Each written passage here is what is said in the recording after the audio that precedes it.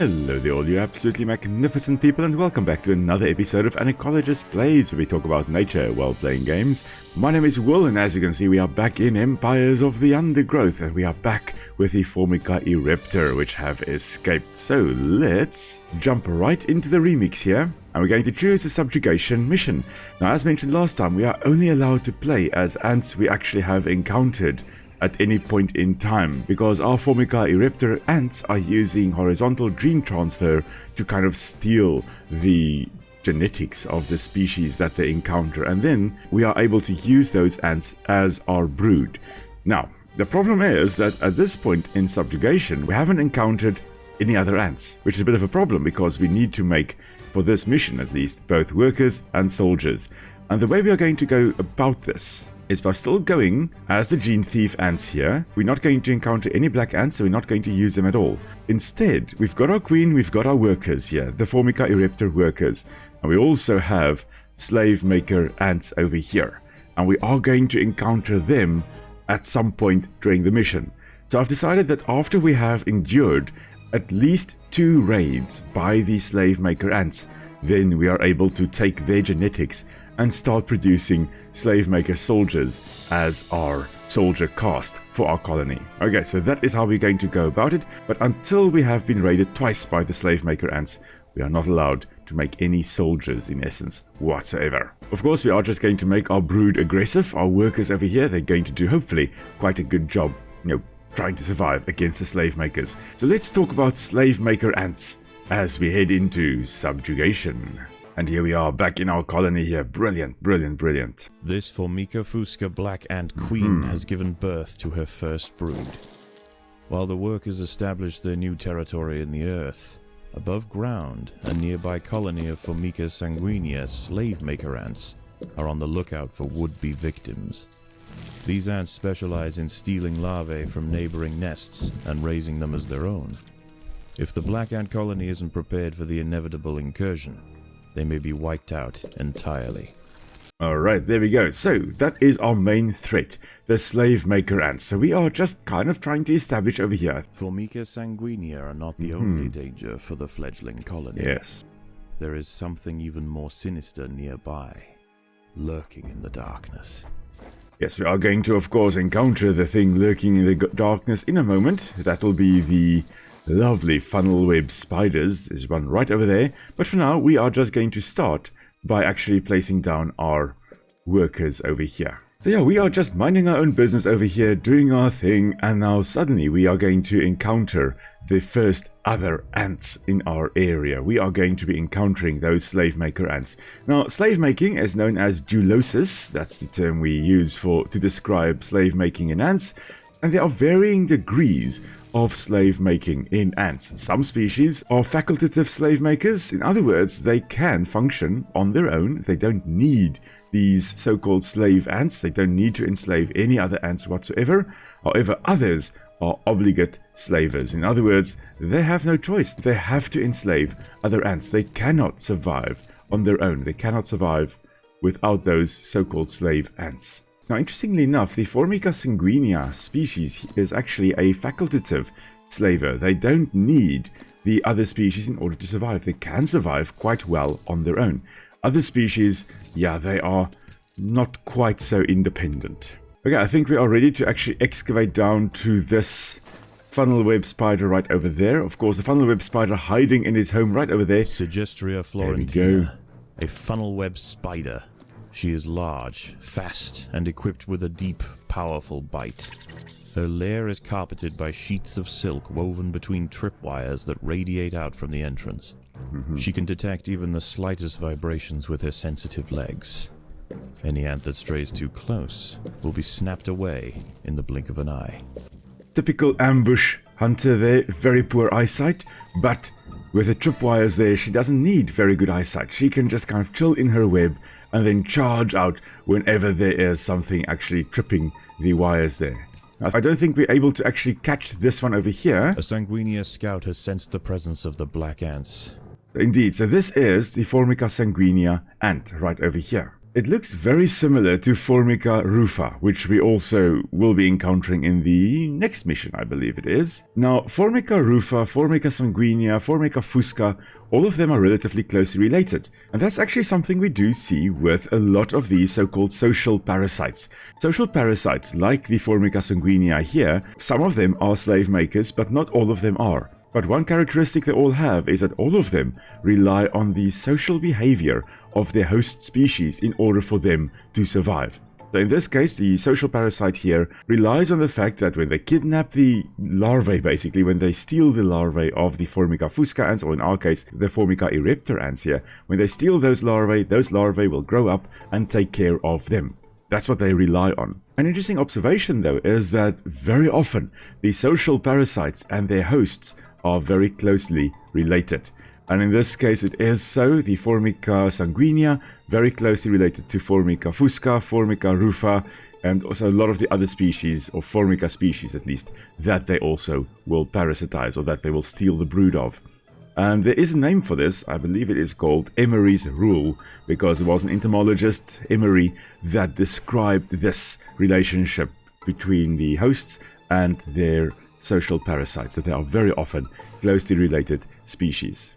So that's quite cool. But now, this scout over here has found that, oh good, look, there are lots of larvae here for us to actually come and steal. So now the Formica sanguinia ants will come more frequently and actually start attacking us. So we are going to encounter some waves of Slavemaker ants in a moment. Now, of course, now our Formica ereptors have encountered sanguinia, but we're still not allowed to make any sanguinia ants. We have to encounter more and more of them, and then we will make some. Okay, so for now, though, this is our first and only encounter with Formica sanguinia. A raid on the colony is now inevitable. Indeed. The question remains as to whether they will merely pillage a generation of young, or wipe out the colony entirely. In the end, it will come down to the tenacity of the defending ants. So with the Formica sanguinia, normally they do not result in the whole colony being wiped out. Instead, they just take some brood and they go back to their nest. But in some cases, it has been known that they do completely take out a nest in the process of actually raiding it. There we go, another Suggestia florentina over here, another funnel web spider, and she's dead. By working together, the ants have overwhelmed one of the funnel web spiders. She won't be causing any more trouble for the colony. Her sisters, however, still present a problem. Yes, so there are more. Now what we are just doing here now is we are just upgrading all our ants to get the strongest ants possible. And look at that, we have a raid coming in. So just in time, we upgraded all our workers. Now we are just going to stand right over here. All our brood chambers are at the back, and I'll tell you more about that in a moment. But here come the Formica sanguinia. The raiding party has arrived. The slave makers will head straight for the brood chambers. They must be stopped. And there we go, easy peasy, just like that. The raiding party was no match for the valiant defenders. The brood remains safe. For now. Indeed. Let's just also excavate a bit over here. There are intruders in the nest. There we go. Of course the intruder is there. We've got another Suggestia florentina, and she's dead.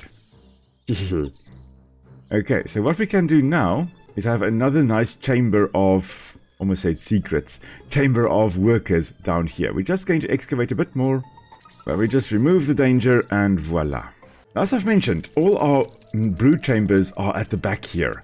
The question is, why? Technically, we are currently engaging in what we call an evolutionary arms race with the Formica sanguinia ants. We are trying to come up with a defense strategy against them. So a way for us to survive, a way for us to reduce the rate of them actually stealing our young, or the amount of brood that they actually steal. So evolutionary arms races we do see very often in predators and prey, and we also do see it in hosts and their parasites. In each of the cases, the one is trying to technically kind of like outsmart the others. So predators try to come up, and there we go, there's another raid coming in soon. The predators will try to find new ways to catch their prey, while the prey also obviously don't want to be eaten, so they try to come up with ways to escape predation. The Sanguinia colony seeks once again to bolster its numbers. A battalion of slave makers charge into the nest. And they did. Just like that. And here we go, another Suggestria. The ants Florentina. must fight. Also dead, and there should be one more down below here hiding in the web over here. So as mentioned, of course, very, very poor eyesight. Typical web-dwelling spider, where, you know, because they are dwelling in webs, they don't need good eyesight. They can just carry on kind of being half blind. Not quite blind, but, you know, not very good eyesight. But yeah, so the brood chambers at the back here, really a response by us to reduce the rate at which the sanguinea will actually take us out, or, you know, steal our brood. And here come the sanguinea again. And the sanguinea may in fact then try to come up with other ways to get to us. Maybe they send more workers or soldiers to come and enslave us. Maybe they develop stronger soldiers that come to try and steal our brood. That is a typical evolutionary arms race. The slave makers are back. And here they are. They can sense larvae, and Right they on want cue. their share. And didn't even reach the queen. Perfect. Now, of course, we have been raided twice by the Slavemaker Ants. So what we're going to do now is we're going to start developing some soldiers. You know, after killing this the Suggestria spider over there as well. And it's dead. Great stuff. Okay, so here we go. Our own slave makers. Now these, as you can see there at the top, will count towards our soldiers. So we just need to make 50 or upgrade up to 50. And now for the first time, the slave makers will encounter their own within our nest. Now this is, I find actually kind of very interesting, because a lot of these dulotic species, a lot of these slaver species, what they will actually do to start a new colony, one of two things can happen. The first one is that a new colony can actually just branch off, and that's very often what happens with these Formica Sanguinia ants here, the slave makers here. They just branch off. And here another raiding party arrives. There is no respite from the culling. The sanguinea will subjugate or exterminate. It's very difficult to know which ones are ours, so we just have to check that way. And they are dead. Great stuff. As I was mentioning, the one way in which a new colony can form with the Formica Sanguinia is what we call splitting, which is simply when a queen goes off with a bunch of her workers and they go and start a new colony. The Sanguinia here are facultative slavers. They do not need to go and enslave the brood of other ants. They can function all quite well on their own. Occasionally, a queen will just go and start a new colony. But what can also happen is that a new queen of the Formica Sanguinia, and this also happens with other Slavemaker ants, the new queen will actually enter another ant's colony. So she would actually come running in here and kill our queen over here, or kill the queen of the host colony. And then she takes over that colony. She starts laying eggs, and because she has killed the queen, she will also take on the scent of that queen. And the hosts will think that, okay, our queen is still alive. She's looking a little bit strange today, but she's still alive. While in actual fact, it's not their own queen. Instead, it's a different queen. It's a Sanguinia queen that has killed the other one and taken her place. It's a really cutthroat business being an ant. It's not easy. It's not easy being tiny and eusocial. Okay, we're just going to start upgrading our Sanguinia ants here, and there we go. And this should be our second last raid. There is no respite from the culling. The sanguinea will subjugate or exterminate. Yes, they're just trying to break through, trying to get to our larvae. Now, of course, a lot of the larvae, if they were to actually be successful, they would be raised as the workers of this Sanguinia colony. So, why do the Slavemaker ants try to steal our offspring, our larvae? There's a good reason for that. In the obligate slavers, they cannot actually take care of themselves. Those colonies, their workers are in essence useless. They cannot take care of themselves. They have degenerated to the point where they can't take care of themselves. Oh, I just realized we barely have enough food in this colony. Wow. We are just, I think, just going to make this. Yeah, literally, we've got 110 food left. Yo, that was close. Okay, but the reason they do this, in the obligate slave-making species, they cannot take care of themselves. They need workers, in essence, to actually take care of them. So they raid colonies, take the larvae, and then they raise them in their own colony. And those young ones then are imprinted on the parasitic colony, on the social parasite, and they think that they are, in fact, those social parasites. But some of these larvae that, if they were to be successful and actually steal our offspring, some of them will never even reach the colony. They will be eaten as snacks on the way. So they also do serve as food. There we go. So this may actually be our final raid, come to think of it, because they survived the final raid. Everybody's been upgraded, and sure, just enough food. And here they come, one last time. Respite from the culling. The sanguinea will subjugate or exterminate. Really not even nearly enough to survive. Okay, there we go. Once again, the Slavemakers return to their nest with new black ant larvae to raise as their own. The raids will continue, but this Formica fusca colony has proved its capacity to endure and grow. Eventually they will surpass their parasitic overseers, and the continued raids of the Slavemakers will reduce to nothing more than a mere inconvenience for the great Black Ant Empire. Yeah, basically just a nuisance. Okay. We will go out in a moment, but I do find it very interesting that the slave makers, like the ones we've got over here, are very often very closely related to the species that they actually parasitize. So as mentioned with Emery's rule, they really are often, at least, related to one another. But this is then actually where we will be ending today's episode, everybody. So thank you very much for joining us on a little adventure here. Hope you enjoyed it. I had a lot of fun. Now, I will most likely not be back next Tuesday. I will be back the Tuesday thereafter because, well, if all goes well, today is actually the day that we have our little one arriving. So, yeah. I will not be bringing out any other main videos this week, and the next video I will probably be bringing out will be next Friday for Monster Hunter World. But until next time, everybody, stay safe. I'll see you all soon. Cheers!